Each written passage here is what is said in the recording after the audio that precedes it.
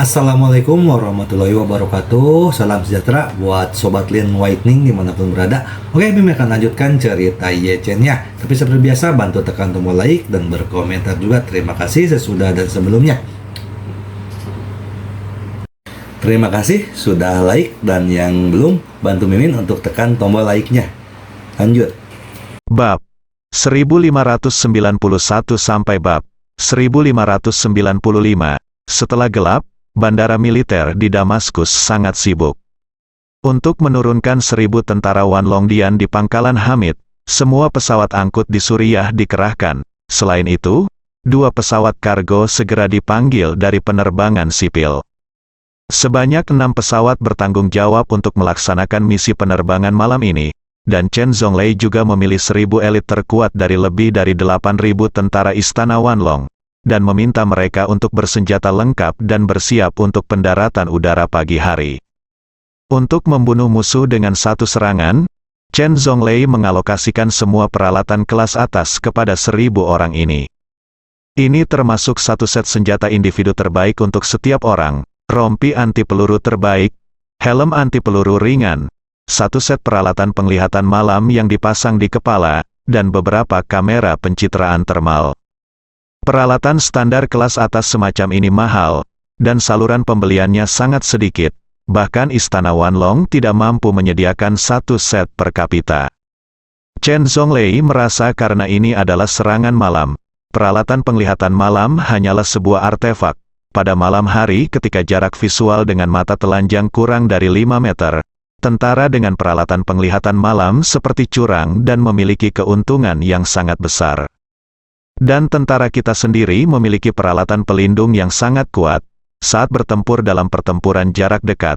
Meskipun daya tembak musuh menutupi mereka, tentara kita dapat memastikan bahwa titik vital mereka tidak terkena kemungkinan besar, yang selanjutnya dapat meningkatkan keuntungan mereka. Selain itu, Chen Zhonglei juga secara khusus membekali 1.000 prajurit ini dengan senjata yang sangat kejam, yaitu granat pembakar. Granat pembakar ini merupakan perlengkapan standar Angkatan Darat AS, mirip dengan prinsip napalm, tetapi dibuat dalam bentuk granat agar mudah digunakan oleh masing-masing prajurit. Granat pembakar menggunakan reaksi termit untuk menghasilkan suhu tinggi hingga 3.000 derajat setelah ledakan, yang bahkan dapat melelehkan baja. Jika 2 orang dilempar ke dalam benteng tersembunyi yang hampir tertutup seluruhnya, itu akan cukup untuk membakar tentara yang bersembunyi di dalamnya menjadi arang. Tidak masalah jika ruang internal benteng yang tersembunyi itu besar, jika bom pembakar terbakar habis, oksigen di dalamnya dapat habis, dan orang-orang di dalamnya akan mati lemas meskipun mereka tidak dapat terbakar sampai mati. Menurut Chen Zhonglei, senjata semacam ini paling tepat digunakan untuk menyerang benteng tersembunyi Hamid. Dengan senjata yang unggul, penglihatan yang unggul, pertahanan yang unggul, dan efektivitas tempur yang unggul, Chen Zhonglei percaya bahwa ribuan elitnya pasti akan menyebabkan kerusakan besar pada lawan. Di kamp militer sebelah bandara, 5.000 tentara pemerintah juga menjalani pertemuan terakhir mereka. Ini juga merupakan asuransi ketiga Chen Zhonglei. Jika pertempuran menjadi sengit setelah tentara Wan Longdian mengudara, ribuan tentara pemerintah di pinggiran akan segera melancarkan serangan dan bekerja sama untuk memusnahkan musuh. Dan 5.000 tentara ini tidak lagi menggunakan rencana tempur yang sama di siang hari. Mereka tidak lagi membawa artileri derek dan peluru artileri dalam jumlah besar. Sebaliknya, mereka langsung menggunakan hampir 100 kendaraan pengangkut untuk segera bergerak menuju markas Hamid. Dalam beberapa jam, kita bisa mencapai kaki pangkalan Hamid. Saat 1.000 prajurit Istana Wanlong masih memeriksa perlengkapannya, 5.000 prajurit ini sudah berangkat. Kecepatan gerak mereka tidak bisa menandingi kecepatan pesawat terbang, sehingga mereka harus berangkat selangkah lebih maju. Sedangkan untuk prajurit Wan Longdian, mereka akan naik pesawat pada pukul 1 dini hari, kemudian lepas landas satu persatu dalam waktu setengah jam, menuju markas Hamid. Saat para prajurit sedang memeriksa perlengkapan mereka, Chen Zhonglei masih menjelaskan taktik kepada mereka, meminta mereka untuk bermain penuh dan memanfaatkan berbagai kelebihan mereka serta melakukan yang terbaik untuk memastikan keberhasilan penyelesaian misi. Pukul 1 dini hari, tentara yang membawa tas parasut mulai naik ke pesawat dengan tertib.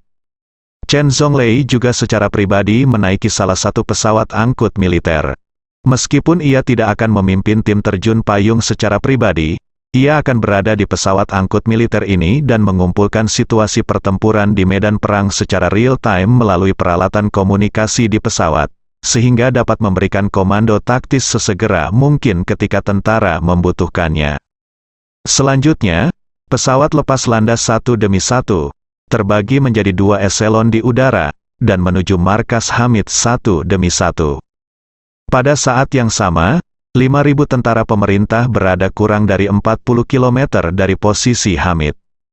Karena kemampuan manuver penuh, mereka diharapkan tiba di lokasi yang dijadwalkan dalam 40 menit. Namun markas Hamid sedang berjalan lancar. Lebih dari 140 titik ledakan telah dipersiapkan sebelumnya dan dikendalikan oleh 14 peledakan dan insinyur. Alat peledak yang ada di depannya masing-masing telah ditandai dengan lokasi dan nomor titik ledakan, sekaligus memegang walkie-talkie menggunakan saluran khusus di tangannya. Begitu musuh muncul dan tentara yang bertugas pengintaian menentukan lokasi musuh, mereka akan memberitahukan titik ledakan yang perlu diledakkan melalui saluran interkom ini. Pada saat itu, selama penanggung jawab peledakan mengetahui bahwa titik ledakan yang akan diledakkan berada dalam kendalinya, ia akan segera meledakkan titik ledakan yang ditentukan secepatnya. Dengan cara ini, meskipun lebih dari 10 orang menguasai lebih dari 100 titik ledakan, tidak akan terjadi kesalahan pengoperasian. Di saat yang sama, pengintai Hamid juga memperhatikan setiap jalan menuju pegunungan, dan drone selalu mengudara. Meski kemampuan observasi drone sangat berkurang di malam hari, jika lawan bergerak dengan kekuatan besar, pasti ada lampunya, dan meski lampunya sulit dideteksi di pegunungan yang gelap, namun sudut pandang drone mampu memberikan pandangan yang jelas sehingga lebih mudah mengenali musuh di malam hari. Chen Zhonglei, yang sedang duduk di kokpit pesawat, sedang mengamati tanah di luar jendela. Daerah pegunungan di Suriah sangat terpencil dan terisolasi. Pada malam hari hanya terdapat titik cahaya sporadis di daerah perbukitan yang luas. Sebagian besar adalah desa-desa yang terletak di pegunungan, dan sebagian lagi merupakan milik organisasi oposisi skala kecil. Kedua pilot pesawat tersebut sama-sama prajurit dari kuil naga.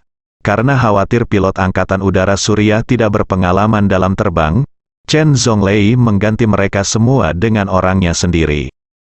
Pada saat ini, Kapten berkata, "Komandan, kita akan tiba di lokasi terjun payung dalam 20 menit lagi." Chen Zhonglei melihat keluar jendela dan berkata sambil berpikir, tempat ini benar-benar terbelakang. Konon banyak dari mereka yang masuk daerah perbukitan. Desa-desa di negara kita belum menerima listrik. Iya. Kapten mengangguk dan berkata, sebagian besar titik cahaya yang dapat kita amati dari atas adalah obor yang menyala di desa-desa. Tetapi yang dapat menggunakan listrik, mereka pada dasarnya adalah angkatan bersenjata oposisi, dan hanya mereka yang mampu membeli generator. Chen Zhonglei mendecakkan bibirnya dan berkata, saya benar-benar tidak mengerti mengapa begitu banyak saudara Paus dikorbankan dalam melawan angkatan bersenjata yang terbelakang. Ada perasaan tidak diketahui yang kuat di hati saya, yang membuat saya sedikit tidak nyaman. Kapten buru-buru berkata, Komandan, Anda tidak perlu terlalu khawatir, kami akan kalah dalam pertempuran siang hari. Alasan utamanya adalah kami meremehkan musuh, ditambah lagi benteng musuh ada di sana. Kami benar-benar tidak punya sebuah keuntungan, tapi mereka pasti tidak akan mampu mengatasi serangan mendadak di malam hari, jangan. Belum lagi, saya khawatir mereka tidak mampu membeli peralatan penglihatan malam sendirian, bahkan jika ada adalah perkiraan, hanya akan ada beberapa set. Setelah 1000 dari kita maju terus, beberapa set peralatan penglihatan malam mereka akan sama sekali tidak berguna. Tidak peduli berapa banyak tentara yang ada, kebanyakan dari mereka seperti orang buta dan mereka pasti tidak akan mampu menahan serangan kita. Chen Zhonglei mengangguk sedikit, saya harap tentara sihir kita turun dari langit kali ini dan dapat memusnahkan mereka dalam satu gerakan. 10 menit kemudian, lampu peringatan di kabin Ayolah. Pintu di bagian belakang pesawat perlahan terbuka. para prajurit mengetahui dengan jelas bahwa ini adalah sinyal untuk bersiap terjun payung, sehingga mereka berdiri satu persatu dan saling memeriksa tas parasut. 20 menit kemudian, ketika pesawat-pesawat tiba di posisi terjun payung satu demi satu, sekumpulan tentara berjatuhan dari langit, berjatuhan seperti tetesan air hujan menuju posisi Hamid. Sebelum penerjun payung pertama mendarat, Hamid mendapat peringatan dari para pengintai bahwa mereka menemukan penerjun payung tersebut melalui pasar malam dan peralatan pencitraan termal. Jadi, semua orang bersiap diri dan menunggu orang-orang ini melemparkan diri mereka ke dalam perangkap lagi. Ketika gelombang pertama yang terdiri dari 500 orang mendarat di dekat punggung puncak Gunung Sayap Selatan, kelompok lain yang terdiri dari 500 orang juga melompat keluar dari pesawat dan mulai jatuh menuju punggung puncak Gunung Sayap Utara. Karena terjun payung pasukan terjun payung dipengaruhi oleh kekuatan angin, arah angin, dan kemampuan pengendalian pribadi, sulit bagi mereka untuk melompat ke area yang sama dalam waktu yang bersamaan. Oleh karena itu, mereka hanya dapat mendarat di dekat sasaran terlebih dahulu, lalu bergerak bersama menuju sasaran, area sasaran dari segala arah. Secara umum para penerjun payung perlu menjaga agar parasutnya tidak saling terjalin di udara, sehingga menjaga jarak aman dengan rekan-rekannya yang lain. Oleh karena itu, wajar jika pasukan terjun payung menyimpang ratusan meter bahkan ribuan meter saat mendarat. Apalagi saat terjun payung di malam hari, tak heran meski menyimpang beberapa ribu meter. Oleh karena itu, setelah 500 orang angkatan pertama mendarat, hal pertama yang mereka lakukan adalah segera berkumpul menuju area sasaran. Namun yang tidak mereka duga adalah selama proses terjun payung dan pengumpulan, mereka tidak menemukan satupun tentara pertahanan atau benteng musuh yang tersembunyi. Melihat seluruh gunung melalui kacamata penglihatan malam, mereka tidak menemukan jejak musuh kecuali orang-orang mereka sendiri dengan tanda khusus di tubuh mereka. Beberapa tentara yang membawa kamera pencitraan termal segera mulai memeriksa sekeliling, namun tetap tidak menemukan apapun. Alasan mengapa tidak ada musuh yang terlihat adalah karena tentara Hamid saat ini bersembunyi di bunker benteng di lereng kedua sisi gunung. Peralatan pencitraan termal yang digunakan untuk mengamati puncak gunung juga diangkut ke benteng melalui jalur sinyal, jadi seluruh puncak gunung tersebut, garis tersebut saat ini dalam keadaan tidak dipertahankan. Ketika komandan melaporkan situasinya secara real-time kepada Chen Zhonglei, yang sedang berputar-putar dalam lingkaran besar di ketinggian, Chen Zhonglei tidak terlalu terkejut. Karena dia tahu musuh memiliki bunker baik di lereng depan maupun belakang, maka tidak heran jika dia mengabaikan pertahanan di puncak gunung. Jika itu dia tidak akan membuang tenaga untuk mempertahankan puncak gunung saat baik lereng depan maupun belakang tidak dapat ditembus. Lagi pula dalam keadaan normal, jika ingin menembus puncak gunung harus melalui lereng yang positif. Oleh karena itu, ia segera mengingatkan para komandan garis depan bahwa mereka harus memanfaatkan kelalaian pertahanan musuh di puncak gunung untuk menyelesaikan perakitan secepatnya.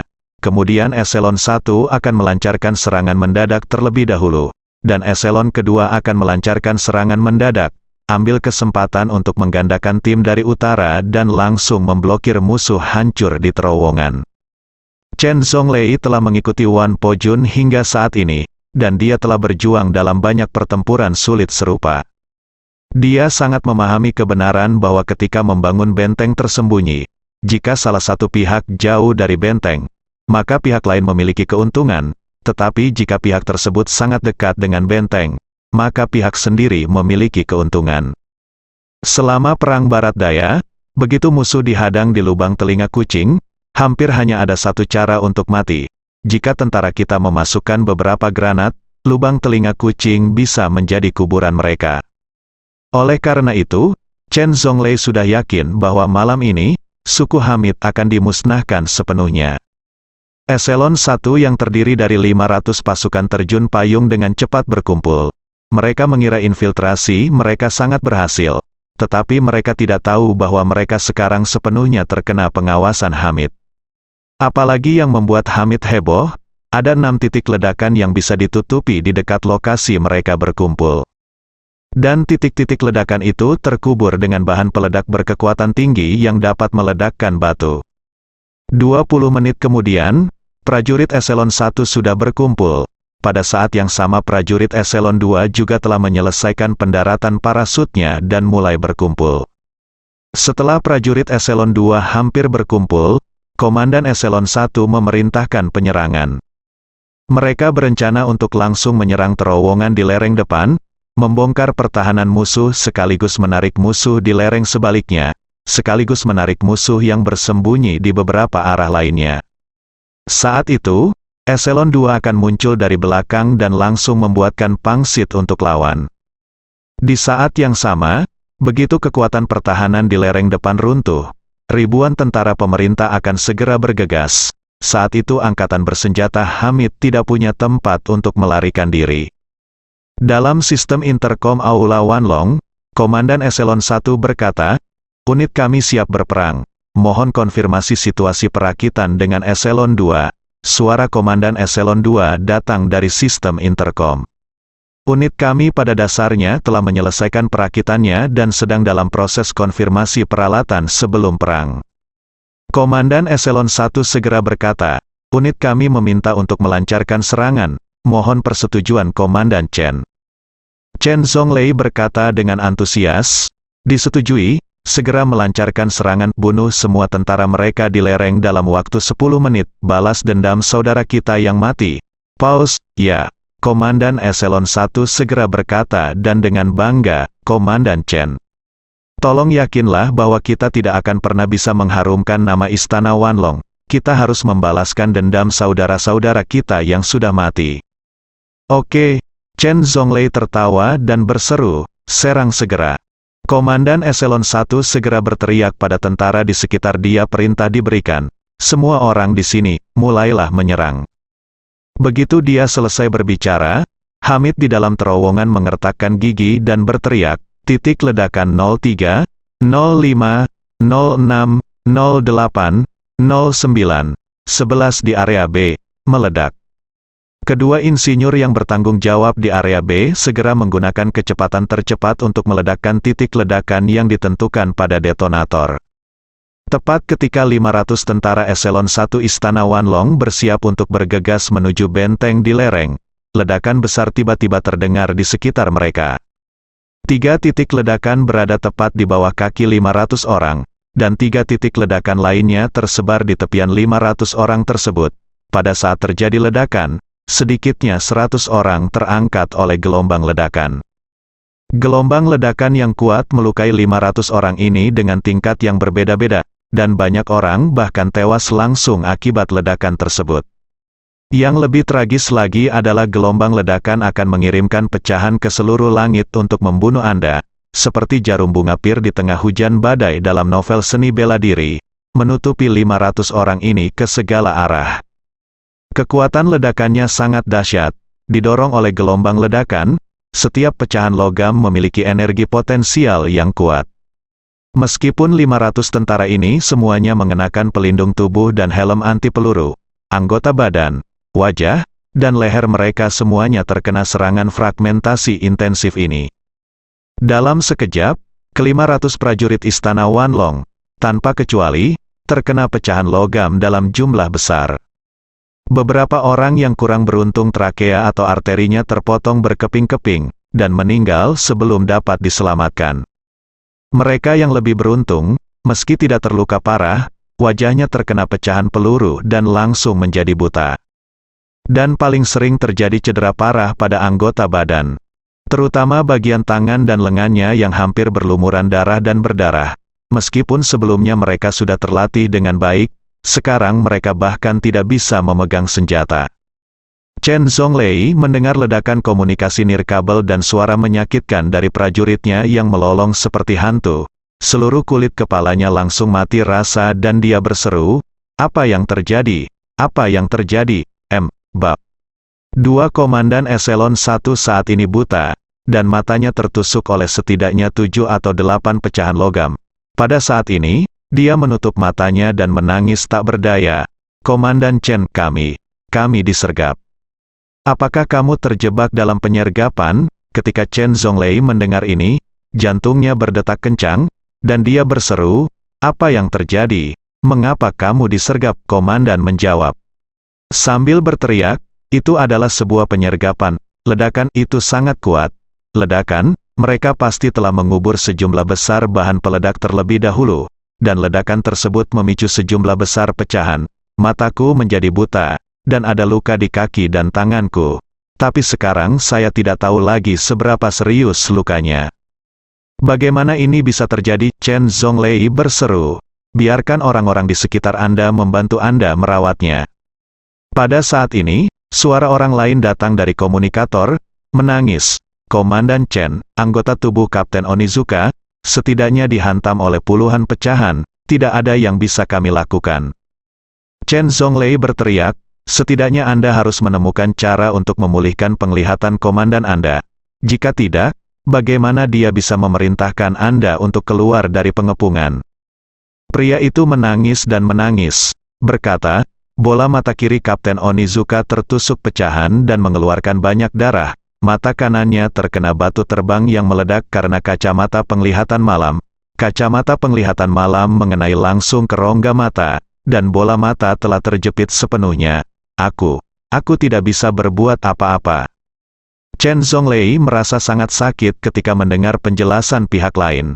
Dua eselon yang terjun payung malam ini adalah prajurit dan komandan terkuatnya. Setelah mendengar berita bahwa anak buahnya telah dibutakan dan terluka, Chen Zhonglei berharap dia bisa melompat turun untuk menyelamatkan mereka sendiri. Latar belakang komunikator dipenuhi dengan suara ratapan dan tangisan tentara, yang membuat Chen Zhonglei sangat sedih. Kali ini, Komandan Eselon 1 di ujung telepon menangis dan berkata, "Musuh sudah lama memasang jebakan, tinggal menunggu kita turun tangan. Ledakan tadi menyebabkan banyak korban jiwa bagi kita." Komandan, pembuluh darah Chen Zhonglei menonjol keluar dan dia mengertakkan gigi dan meraung. Berkata, "Jika kamu bertahan saja, aku akan mengirim Eselon 2 untuk mendukungmu." Komandan berseru, "Tidak, jangan biarkan mereka datang." Komandan berkata dengan tergesa-gesa, "Komandan, tolong biarkan Eselon 2 segera mengungsi. Pihak lain sudah menyiapkannya sekilas. Saya khawatir jaring telah dipasang.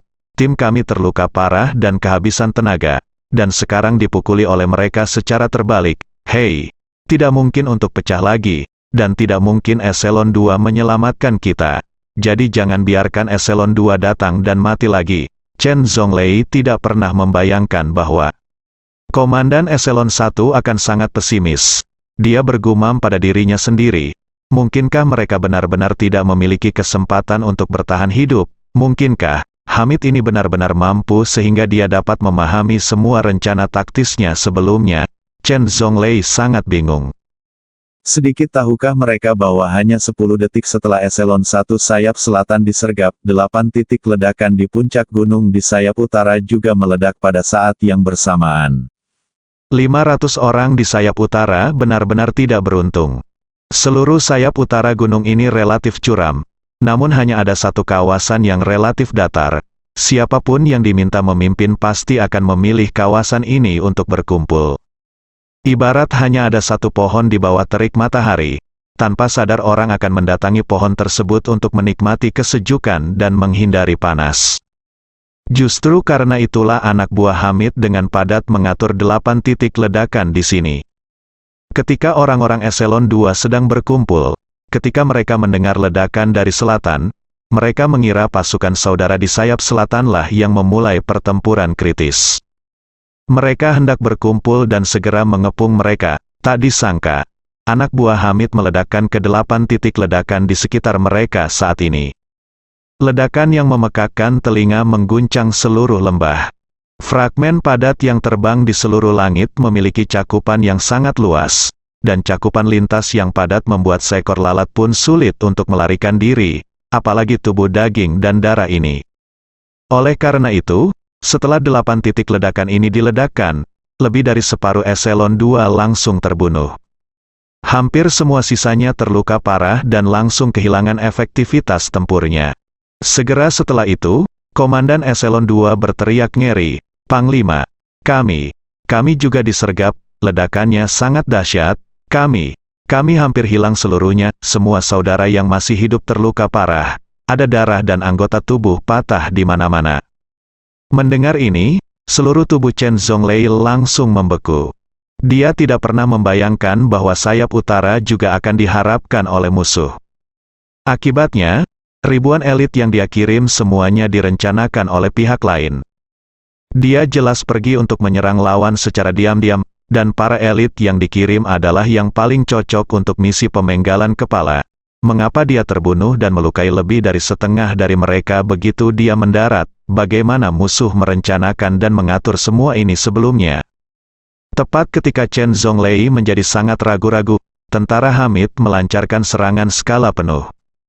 Hamid telah lama membagi seluruh pangkalan menjadi 5 area sesuai dengan instruksi Ye Chen. Setiap area dibagi menjadi puluhan koordinat detail berdasarkan lokasi titik ledakan. Oleh karena itu, setelah para prajurit di setiap bunker mengetahui titik ledakan mana yang meledak berdasarkan peta yang ditandai, mereka langsung mengetahui lokasi musuh saat ini dengan jelas. Segera setelah itu, Hamid mengirimkan 800 tentara ke depan dan belakang untuk mengepung eselon 1. Pada saat yang sama, artileri di terowongan kemiringan terbalik di sayap selatan segera meluncurkan 20 mortir kecil, mengarah ke titik ledakan di sayap utara dari pintu masuk terowongan sayap selatan, bersiap untuk meluncurkan serangan artileri lagi ke arah tersebut, eselon 2 di sayap utara.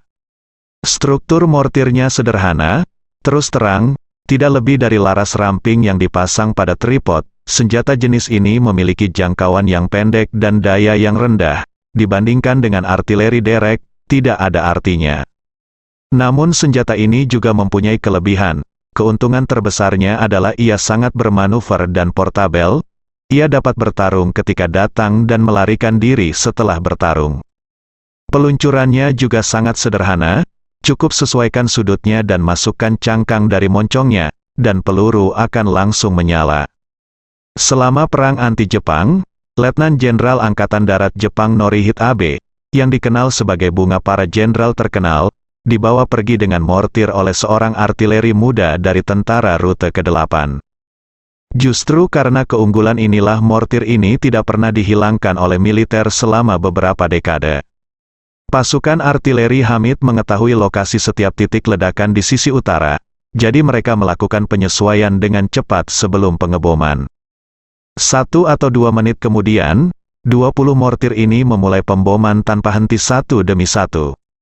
Selain itu, titik tumbukan peluru artileri sangat akurat, dan meledak hampir di tengah titik berkumpul eselon 2.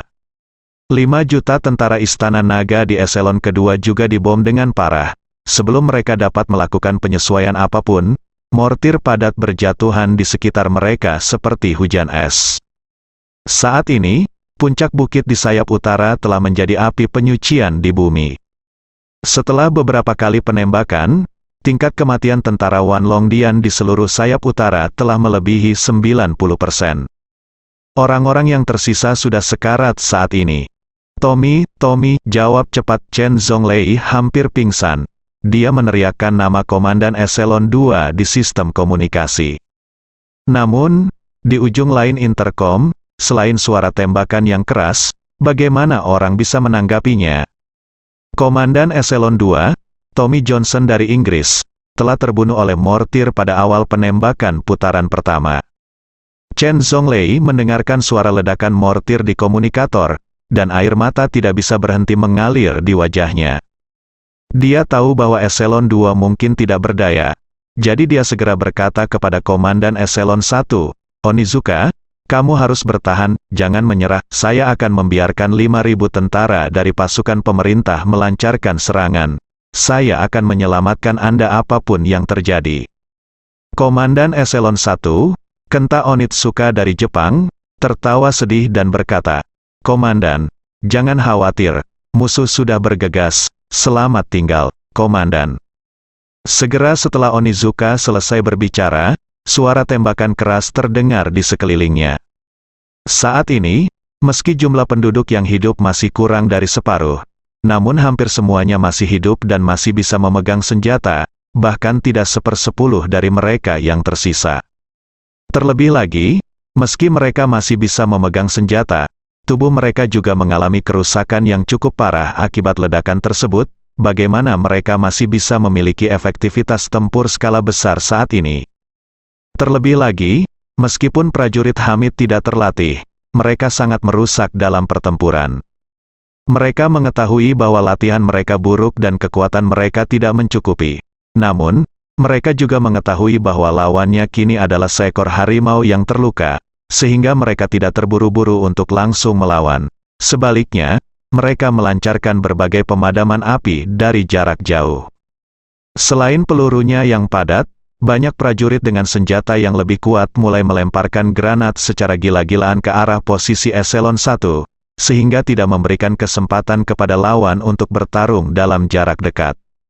Cara memakan lawan hingga mati ini sangatlah praktis, tidak hanya akan semakin memukul musuh dengan keras, juga tidak menimbulkan kerugian bagi pihak sendiri. Pada saat ini, beberapa granat meledak di sekitar Onizuka, membunuh dia yang sudah diambang kematian. Mendengarkan suara tembakan dan ledakan di sana, Chen Zhonglei hampir pingsan. Dia segera mengganti saluran dan berteriak kepada komandan pemerintah, "Prajurit saya telah disergap, biarkan tentara Anda menyerang, cepat." Ketika mendengar ini, pihak lain berseru, "Jika rakyat Anda tidak hancurkan lawan pertahanan, dan kami tidak akan terburu-buru maju untuk mati." Chen Zhonglei meraung dengan mata merah, "Jika kamu tidak menyelamatkanku, percaya atau tidak, aku akan membunuhmu dengan satu tembakan."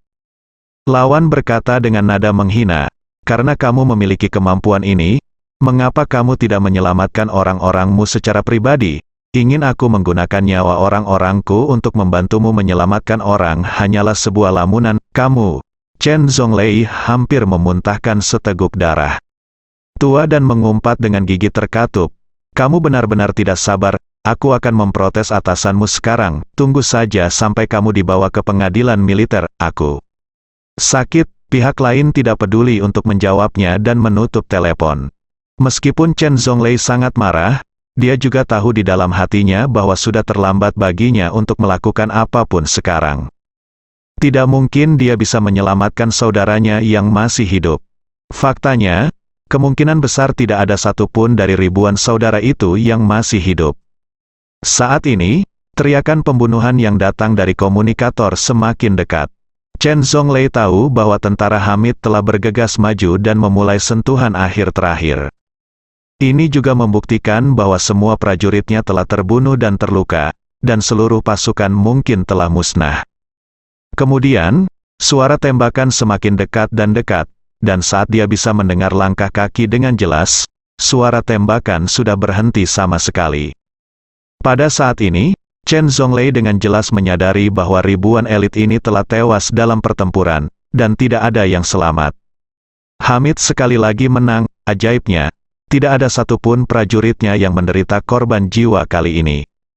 Meskipun pasukan terjun payung ini adalah elit istana Wanlong, meskipun mereka semua memiliki senjata dan perlengkapan yang sangat lengkap, namun di bawah pengaturan taktis Ye Chen, kelompok orang ini tidak memiliki kesempatan untuk menggunakan kelebihannya.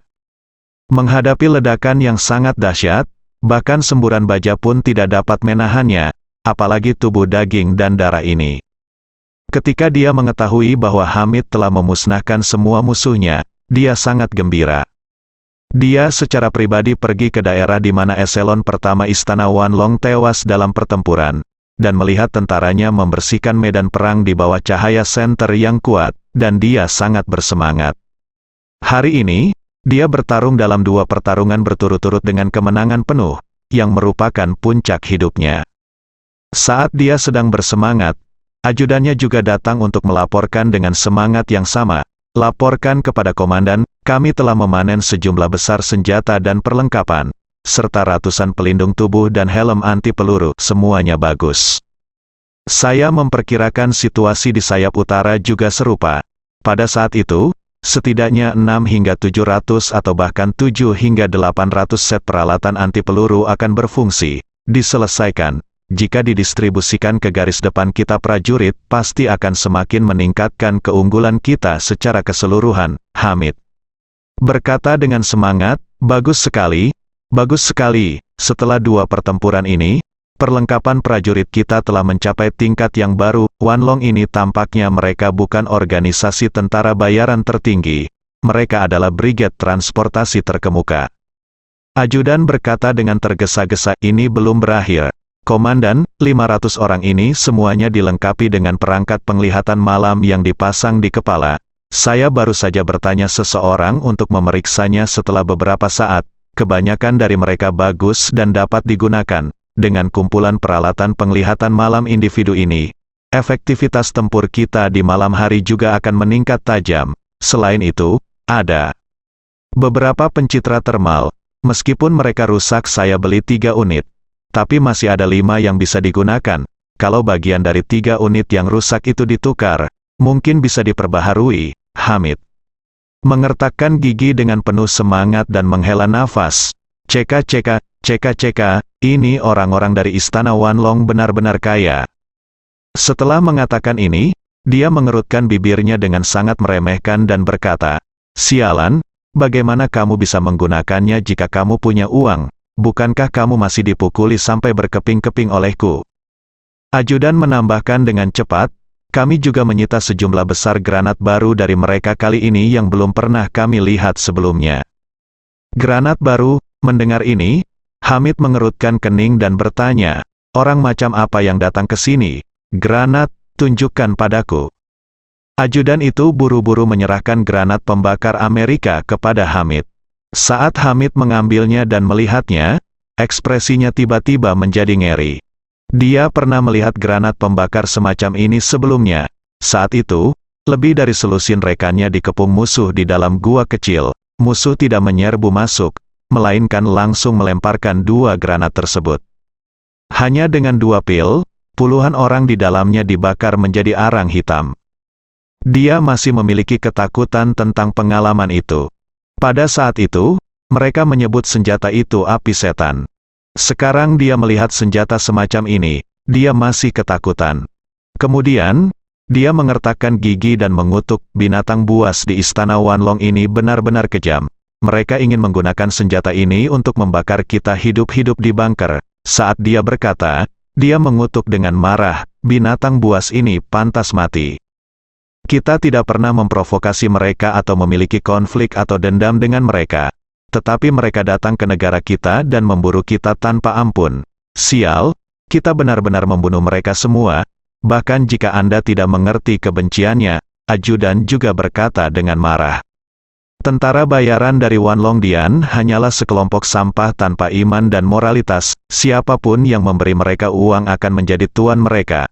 Selama uangnya besar, mereka membunuh kerabat mereka sendiri dengan tangan mereka sendiri. Dan mereka bisa melakukannya. Organisasi tentara bayaran yang begitu jahat harus memusnahkan mereka semua. Hamid berkata dengan dingin, kali ini, saya akan melepaskan Istana Wanlong. Sebuah sinyal untuk memberitahu mereka bahwa saya, Hamid, tidak mudah untuk diganggu. Setelah mengalami 2 pertarungan dalam 1 hari, hati Hamid berangsur-angsur berubah dari awalnya gugup dan khawatir menjadi bersemangat dan bersemangat kini. Selain itu, ada juga semacam keterbukaan pikiran dan kebahagiaan setelah benar-benar menyerah. Dia tahu betul bahwa dia telah membunuh 20 hingga 30 juta tentara bayaran Istana Naga 2 kali, dan hubungannya dengan Istana Wanlong terjalin sepenuhnya. Sekarang masalahnya sudah sampai pada titik ini, lebih baik beralih ke sisi gelap saja.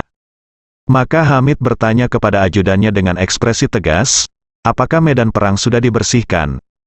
Hampir, ajudan berkata, pada dasarnya kita sudah membersihkan semua senjata dan perlengkapan yang bisa digunakan. Oke, Hamid berkata dengan wajah muram, kumpulkan semua granat pembakar ini dan simpan di bunker yang jauh dari manusia. Senjata-senjata ini tidak boleh dibawa kecuali benar-benar diperlukan, apalagi bunker lainnya. Pelanggar akan ditahan selama 30 tahun, ya Tuhan. Ajudan langsung berkata, baiklah komandan, saya akan memberikan perintah sekarang juga. Hamid mengangguk, lalu mengambil granat pembakar, mengulurkan tangannya dan menarik tabnya. Ajudan terkejut dengan tindakannya. Saat hendak berbicara, Hamid sudah melemparkan granat pembakar ke tumpukan mayat. Dengan keras, granat gelap itu meledak menjadi bola api yang hebat. Api ini menempel pada mayat dan terbakar dengan cepat, dengan suhu yang sangat tinggi. Yang mengejutkan semua prajurit adalah api dari ledakan granat tersebut sepertinya memiliki kekuatan sihir. Selama masih ada sedikit saja yang menempel pada mayat tersebut, ia dapat terus menyala hingga mayat tersebut menjadi arang hitam. Banyak tentara yang belum pernah melihat pemandangan seperti itu dan bertanya satu demi satu, "Ini, senjata jahat macam apa ini?" Hamid berkata dengan suara dingin dengan wajah gelap, "Ini adalah granat pembakar, yang berisi napalm dan fosfor putih, serta berbagai zat agar-agar, selama menempel di tubuh akan terus terbakar, tidak akan padam jika terkena air, dan tidak akan berhenti mati." Segera setelah itu, Hamid berkata dengan ekspresi muram, "Ajudan, lemparkan beberapa granat pembakar lagi untuk memperbesar api, lalu ambil video dan kirimkan ke semua orang besok. Saya ingin Istana Wanlong mengawasinya dengan mata kepala sendiri. Bagaimana adalah para prajurit dibakar menjadi abu oleh senjata jahat mereka, jika mereka masih berani menyerang saya. Mereka akan mengalami nasib yang sama, ya, Ajudan." Memberi hormat dengan penuh semangat, dan kemudian segera memerintahkan anak buahnya untuk membuang beberapa lagi pembakar granat berlalu. Kemudian, dia mengeluarkan ponselnya dan mengambil gambar seluruh pemandangan.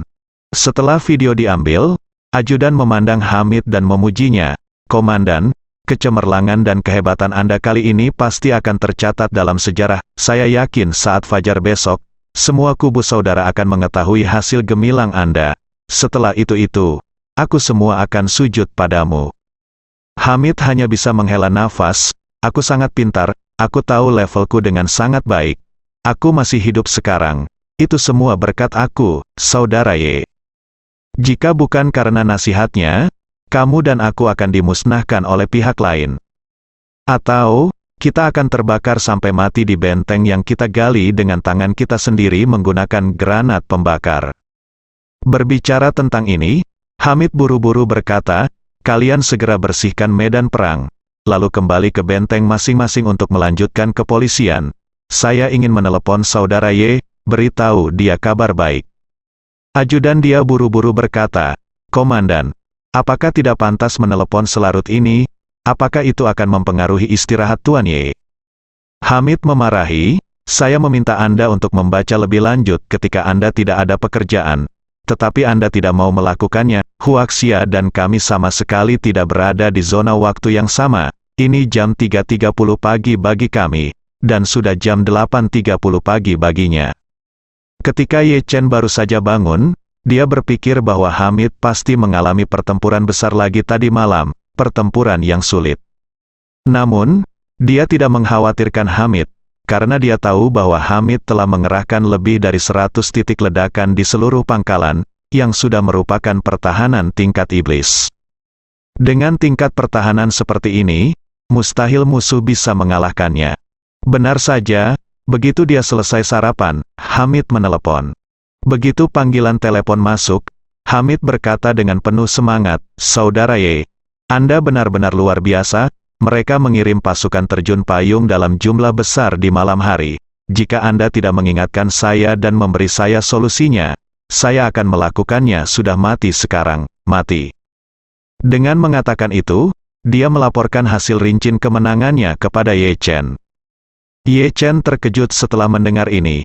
Ia tidak heran Hamid akan menang, namun ia tidak menyangka Hamid akan menang seutuhnya. Sungguh luar biasa bisa memusnahkan 1000 elit istana 10.000 naga tanpa ada korban di pihak kita.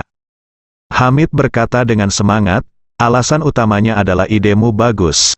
Setelah titik ledakan diledakkan, lawan hampir kehilangan semua efektivitas tempurnya seketika. Selain itu, tentara kita menjaga jarak dari mereka dan menggunakan granat atau bahkan mortir untuk menghabisinya. Jadi saya tidak memberi mereka kesempatan untuk melawan sama sekali." Ye Chen tersenyum dan berkata, "Saya hanya memberikan saran, terutama karena Anda mampu menerapkannya dengan sempurna." Setelah mengatakan itu, Ye Chen bertanya lagi, "Haruskah saya melengkapi 2 pertempuran kemarin? apakah Anda membutuhkan lebih sedikit senjata dan peralatan? Hamid berseru, saudaraku, saya baru saja akan melapor kepada Anda. Para bajingan di Wanlongdian ini sangat kaya. Peralatan individu mereka, bahkan Korps Marinir AS, dan bahkan SEAL bahkan tim komando tidak bisa menandinginya.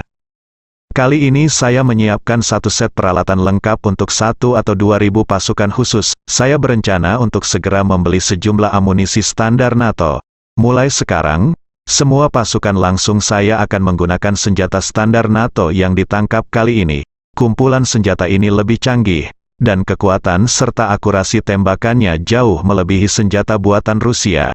Ye Chen tidak bisa tidak mengagumi, bagus sekali. Dengan peralatan yang bagus, jika Anda ingin menyelesaikan masalah pelatihan prajurit, Anda harus mulai dari pasukan langsung Anda, pilih mereka yang memiliki efektivitas tempur dan kepemimpinan paling tinggi, dan latih mereka masing-masing menjadi perwira akar rumput dan perwira tingkat menengah. Lebih banyak lagi yang harus diperhatikan pembinaan tim manajemen. Yang terbaik adalah memulai bisnis sederhana. Kelas pelatihan perwira berfokus pada pengembangan bakat-bakat luar biasa secara berkelompok. Hamid segera berkata, jangan khawatir, saya pasti akan melatih langsung petugas. Saat dia mengatakan itu, dia menambahkan, ngomong-ngomong, saudara, setelah 2 pertempuran ini, saya sekarang memiliki lebih banyak senjata dan peralatan daripada yang bisa saya gunakan. Senjata panjang dan pendek yang dikumpulkan sendiri berjumlah 6 hingga 7.000. Ye Chen tersenyum dan berkata, itu benar. Setelah Fajar, popularitas Anda di Suriah tidak akan diketahui semua orang. Saya tidak tahu berapa banyak orang yang akan bergabung dengan Anda saat itu. Dengan begitu banyak senjata dan peralatan, Anda akan dapat membentuk sebuah tim yang lebih besar. Hamid segera berkata. Itulah yang saya rencanakan sekarang. Saya sudah meminta orang-orang merekam 2 pertempuran ini, dan saya akan menyebarkan beritanya besok pagi. Bagaimanapun, saya telah menjadi musuh bebuyutan Wanlong Istana, dan saya tidak peduli untuk terus merangsang mereka. Ketika reputasi saya menjadi terkenal, saya pasti akan dapat merekrut banyak orang yang tersesat, dan bahkan mungkin membiarkan orang bersenjata lainnya datang untuk bergabung dengan saya. Saat dia berkata, Hamid menambahkan, saya juga berencana menarik 2 hingga 3.000 orang. Ketika saya datang ke sini untuk mencari perlindungan, saya segera mengorganisir pasukan teknik yang terdiri dari 1.000 hingga 1.500 orang, dan memanfaatkan waktu untuk terus memperluas pertahanan di dalam gunung. Ini adalah prioritas utamaku sekarang. Bersambung.